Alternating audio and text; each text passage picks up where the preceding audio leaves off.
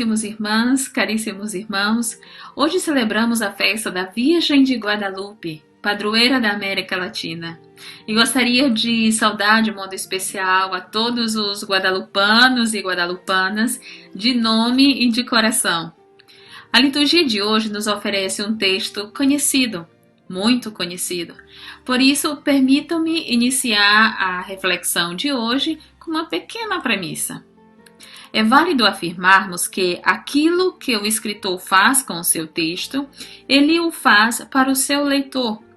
No caso do texto bíblico, o escritor propõe um encontro com Deus e com o ser humano, o que implica dizer que não existe uma interpretação, a interpretação correta, porque depende da tua interação com o escritor, do diálogo que se estabelece entre aquilo que ele diz em palavras humanas e aquilo que eu percebo.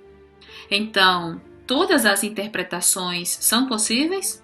Não, porque se respeita a estratégia do escritor. Nesse sentido, convido-lhes a adentrar no texto de Lucas, capítulo 1, versículos 39 a 47. E observarmos o movimento do evangelista.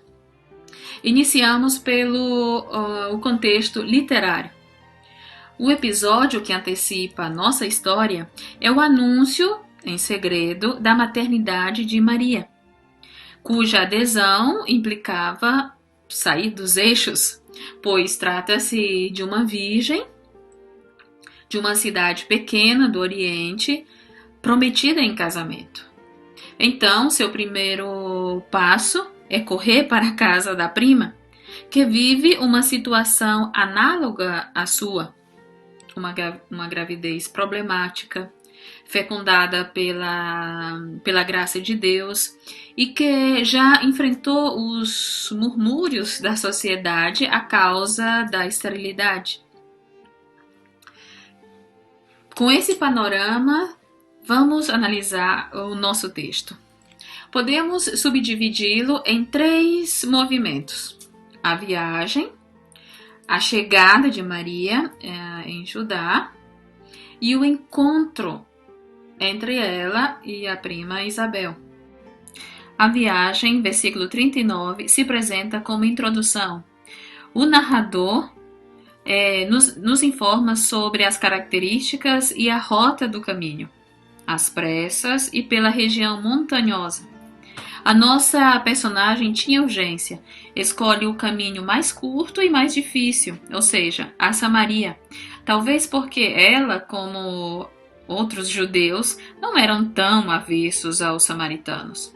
Em todo o caso, trata-se de uma viagem de 3 dias, o que implica dizer que provavelmente Maria estava acompanhada. Porém, o narrador opta pela focalização exclusiva em sua personagem, vivendo essa experiência sozinha. O olhar do seu leitor não deve desviar-se dela. Versículo 40, a chegada. A narração é pontual e sem arrodeios. Maria chega em Judá, diretamente à casa desses seus parentes, e vai saudar Isabel. Parece-nos que o narrador quer deixar transparecer o real motivo da pressa dessa viagem.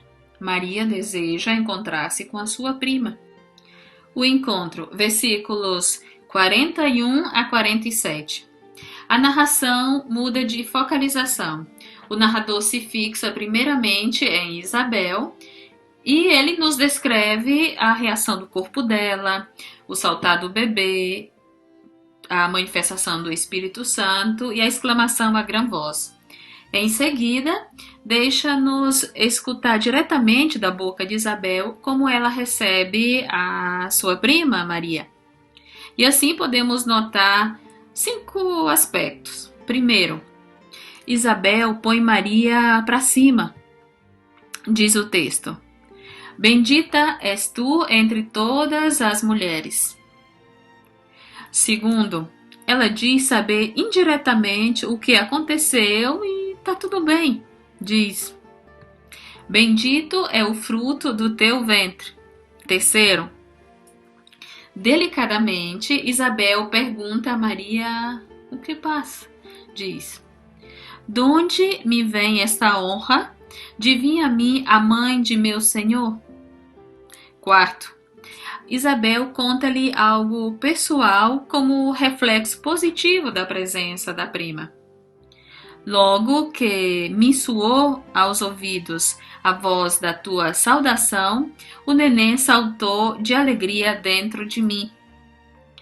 Quinto, a Isabel conclui dando suporte com palavras de força e de fé a Maria. Bem-aventurada aquela que creu. E novamente o foco volta a Maria. Sem comentários, o narrador passa a palavra à sua personagem principal. E ela canta. A resposta de Maria a Isabel é a entonação de um canto antigo. E o narrador permite-nos escutar totalmente o canto, para então ele concluir a história, dizendo que ela fica aproximadamente 3 meses com Isabel.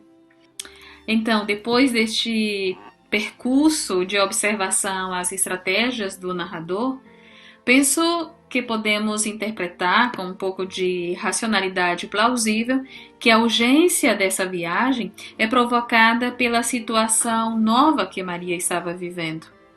Ela desejava encontrar-se com a prima para compartilhar. Buscava alguém de confiança, de um entorno de segurança, para trocar experiência com alguém que vive a mesma situação que a sua. Parece-nos que o narrador quer que vejamos como essa jovem viveu esses dias após seu mundo desmoronar. Como ela viveu a solidão, os embates culturais e sociais da época, as ambiguidades da maternidade e a decisão firme em buscar ajuda. É muito curioso que Maria não expressa o que está se passando. Talvez porque a sua questão é inarrável. Resta a ela, senão a arte, como forma de fazer-se compreender e enfrentar o momento delicado que está vivendo. Maria faz do artista seu porta-voz. Ela canta a canção de alguém. Nossa experiência nos ensina que nem sempre é fácil contar ou escutar uma história difícil. Mas se damos voz aos pintores e pintoras, músicos, poetas, cineastas, enfim, ele ou ela dirá o que eu não tenho força para dizer. Ele ou ela representará a minha dor de forma suportável. O artista sabe refinar o sentir. E Maria faz da arte uma ponte, a possibilidade de se entenderem melhor. Quem, por exemplo, fez de Letras Negras, de Fausto Nilo, a sua canção? Quantas vezes um filme ou uma pintura foi a tua porta-voz? O que significa a imagem da Virgem de Guadalupe no ayate, no poncho de Juan Diego para um mexicano? Quantas vezes o colo de um amigo foi um abraço divino? Sim, a vida é apaixonante, mas também é cheia de adversidades, e a leitura das contrariedades da vida são importantes. Não porque a eliminamos se sabemos lê-las. Se sofre sim no real, mas não a agravamos. E o apoio afetivo é significativo. E a arte pode ser um aliado na comunicação e no processo de resiliência. Diria que o narrador provoca-nos a olharmos Maria como um sujeito epistemológico. De fato, muitas vezes olhamos para as periferias da existência na perspectiva da escassez, ou para os grandes personagens bíblicos pelo simples viés da bondade, e não como um lugar de gente pensando, refletindo, um lugar de potência e de vida. Por fim, podemos concluir que Lucas nos apresenta o início da história do Filho de Deus entre a humanidade em caminho, ao lado dessa mulher eloquente, Maria. e que encontra a hospitalidade na viagem, em Isabel. Uma adolescente e uma anciã gerando um mundo novo. Esse é o mistério de Deus oculto nessa criança no ventre de sua mãe. Esse é o mistério da profecia dando força à humanidade.